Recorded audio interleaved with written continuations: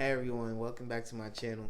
So today I'm going to talk about if I started investing from scratch all over again.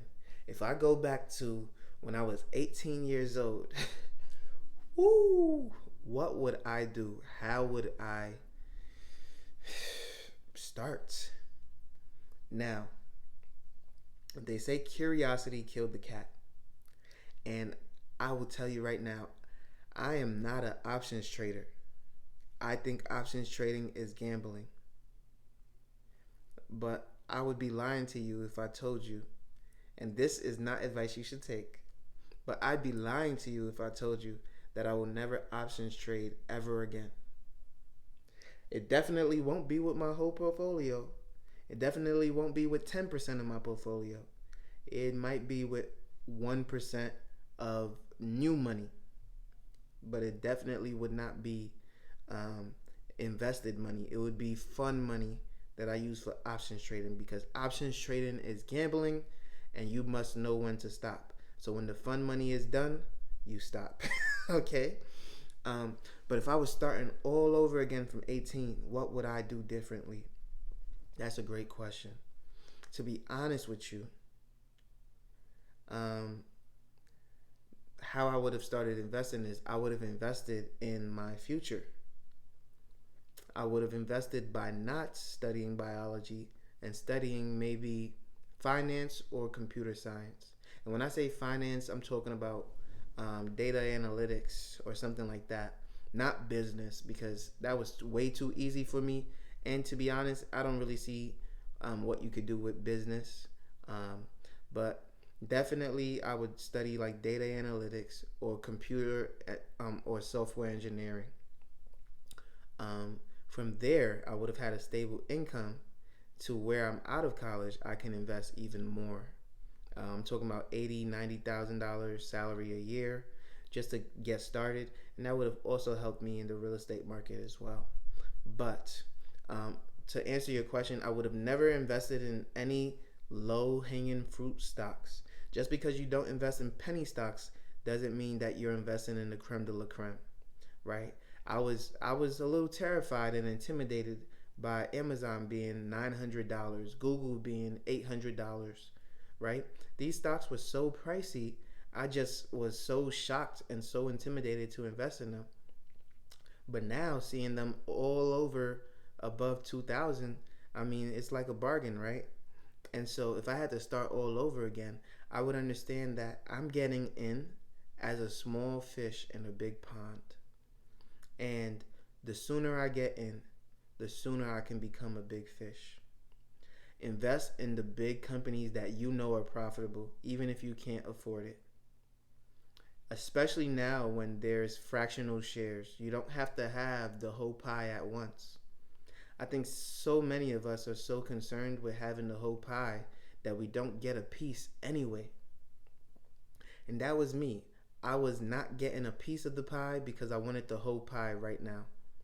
And I'm so passionate about this that I don't think I told you all to like and subscribe to this video. So please, please, please hit the like button. Please, please, please subscribe, because as you can see on this channel, I give you the real. I give you the personal truth. I give you my life.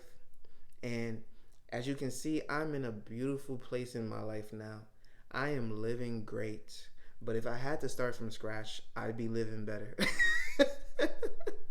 And listen, we all can do better if we can learn from our mistakes. And so this is an opportunity to take on some of my mistakes and use that to your advantage. But I want to also tell you that even with all my mistakes, I have built a portfolio that is well over six figures. I have built a real estate portfolio that is almost at $1 million. And I have a savings account that's well over six figures. Wow, I never made six figures from a job. I think the most I've ever made was $96,000 a year. So I want you to all take that into account.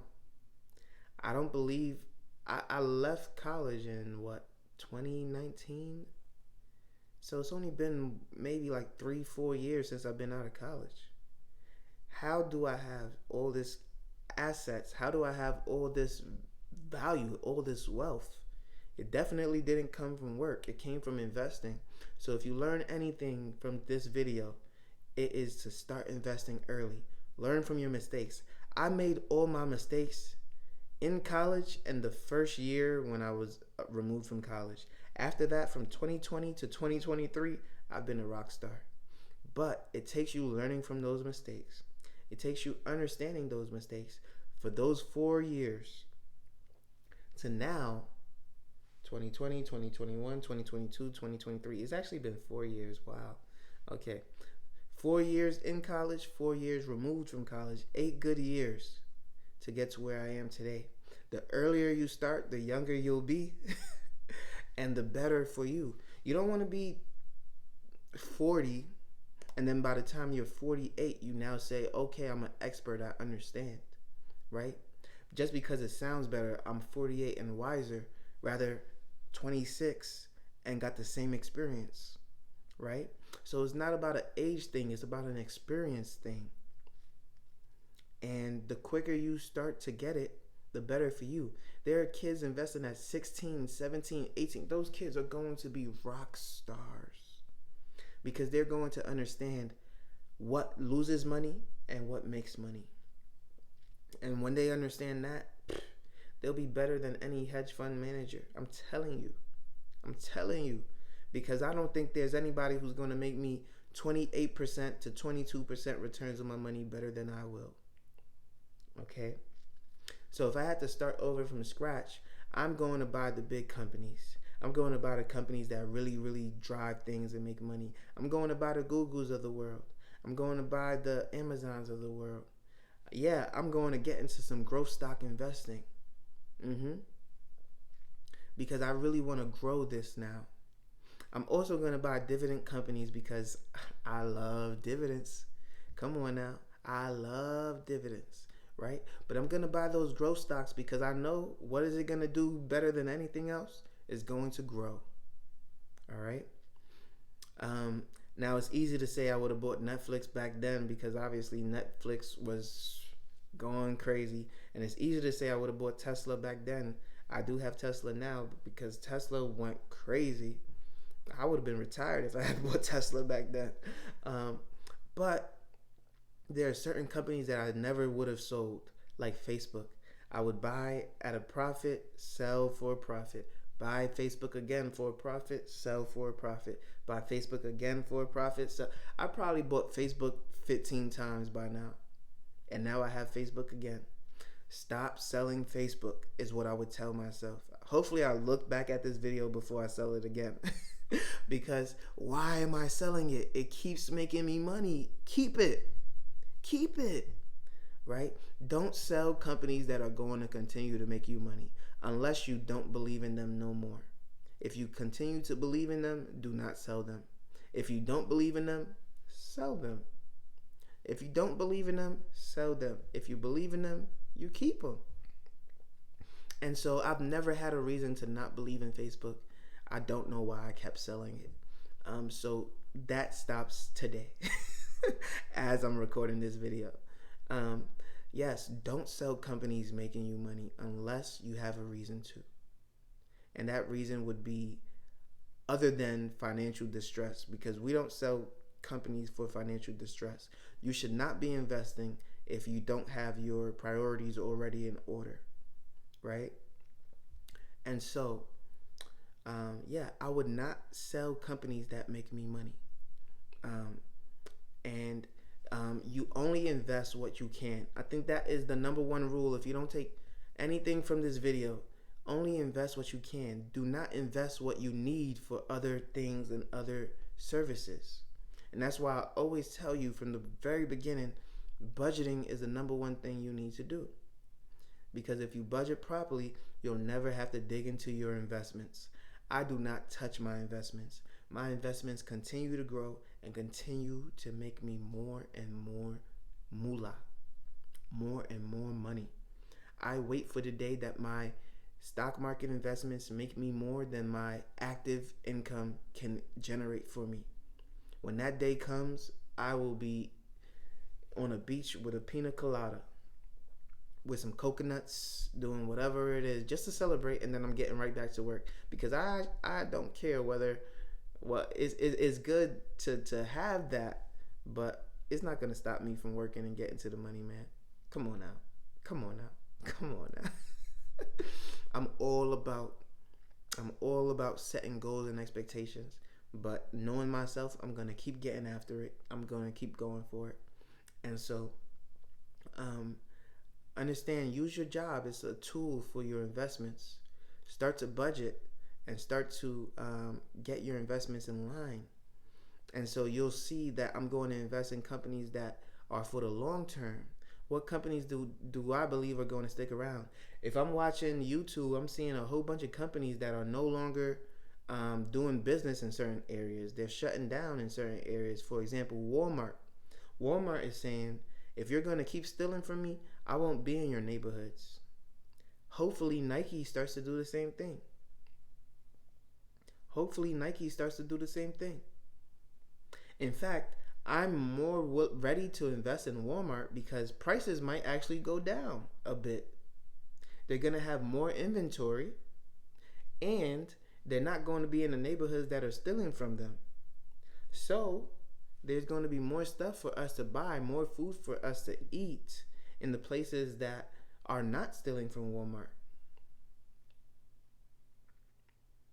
However, if you're interested in real estate, now you have to look at the markets where all those thieves are going to be running to. They're going to be coming in closer to the city, right? They're going to get closer into the city. And then you got to look at the real estate over there and how quickly that will drop. So you don't want any of that. You don't want to touch any of that. Unless you could buy it real cheap. And you want to actively manage that, that would be a headache. You better make sure that it's cheap enough to where you can get a property manager and put that property manager in charge. But me personally, I would not touch that. But if you're interested in cheap real estate, that might be a place for you to go. That might be an avenue for you to access. And I would look into apartment buildings at that point because it's going to be a lot cheaper to get apartment buildings with tenants not paying rent. And now you don't have to rely on one person not paying when you have 6 others that are at any given time. I think that's a better way, a better management style to look at things. But that's neither here nor there. You see, my business acumen it'll just send me all over the place. So I gotta keep myself on. I'm gonna hire an assistant to keep me on topic. But anyway, back to getting started. Yes, I'm going to hold on to more companies. I'm going to invest in the bigger name companies that I was scared to invest in because honestly, I didn't feel like I deserved to invest in them. It was so big, it was so huge. I was like, I don't deserve to invest in such a $900, $1,000 company. Nah, that's too much for me.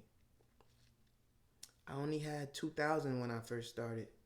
So no, I wasn't going to put it all in that. And I know there's a lot of people starting with less, so I don't want to say 2,000 was not a lot of money. It's definitely a lot of money, and it definitely gives you a lot of avenues to choose from. But honestly, just because I had 2,000 in the stock market doesn't mean I invested it all. I started with like 500 and I kept another 500 on the sidelines. You know, I was dibbling and dabbling. I was just trying to figure things out really. And so I didn't really have a grasp on everything. And so I just want you to know, like, I didn't just go, oh, I'm throwing 2,000 in this. No, I kind of spread that out over time until I was finally comfortable. And I said, okay, this is what I'm doing with that. When I saw my first dividend come in, I was like, oh, wow, I got paid 2 cents. I got paid 3 cents. It might sound funny to you, but to me, it was eye-opening. It was an experience that I never had before. If you have children, if you have anyone that you want to experience getting paid from your own money, it's life-changing. It's life-changing. That's why I could never go back to just growth stocks, because again, that's that's like a rite of passage. You have to go through that. You have to experience that to understand what it's like to really see your money making you money. It's unbelievable. It's unbelievable. I could wake up every day, open my phone, and see 25% gain, 2% gain. That's amazing. Um, so yeah, I think I think this is already a long video with just those two things that I went over so far, which is buy um, those companies that you truly believe in, no matter what the price is, and also hold on to companies that are making you money and don't just sell them for no reason, right? Um, I think those are some good takeaways from this because we do tend to sell when we think the price is too high, but it's really not too high. It's just too high for you. Hold on, hold on, hold on, and you will see better days. So if you like this video, please make sure to leave a like, comment, and subscribe. You know I post every single day at 8 a.m. daily, and I can't wait to see you in the next one. Peace.